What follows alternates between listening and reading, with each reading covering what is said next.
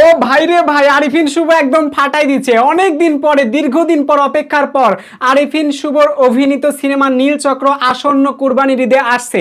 চলুন আপনাদের সাথে একসাথে ঝটপট ট্রেইলারটা দেখি এবং রিভিউ রিঅ্যাকশনটা শেয়ার করি। আসলে এই ফিল্মটা কেমন হচ্ছে আমাদের জন্য অবশ্যই দেখা দরকার। ভাই কথা বাড়াচ্ছি না, জলদি জলদি ভিডিওতে লাইক করুন, চ্যানেলে নতুন থাকলে চ্যানেলটা সাবস্ক্রাইব করুন। আর হ্যাঁ, আরিফিন শুভর ফ্যানরা কোথায় আজকে কমেন্ট বক্সে সাড়া দেন। আপনাদের সাথে একটু হিসেব নিকেশ বাকি আছে।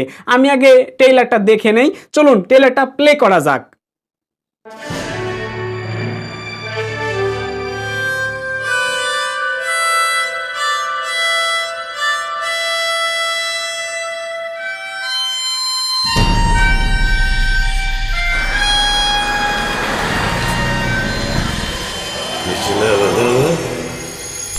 Sex in the cover.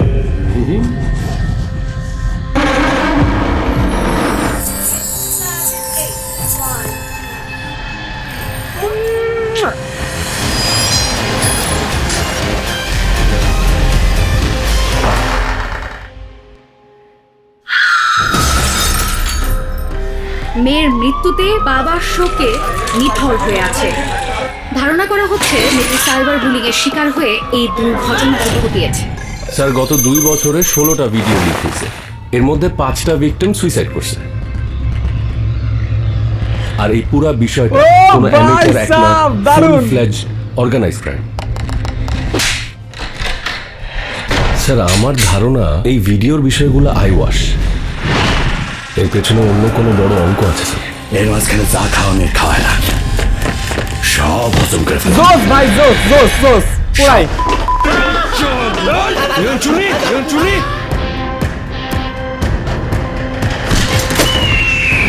তিন টাইপের লোকের সাথে কোনো কিছু লুকাইতে নাই। 1 হলো ডাক্তার, 2 হলো উকিল, আর 3 হইলাম আমরা। মোহাম্মদপুর সাগরে নাকি ভাই পুলিশে বুঝতেছে।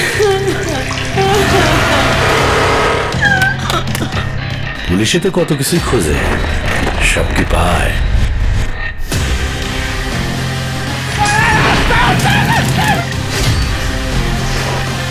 ও ভাই রে ভাই, সেই সেই সেই জোস পুরাই ফাটাই দিছে। দাবাটা ইনভিজিবল কেউ খেলতেছে।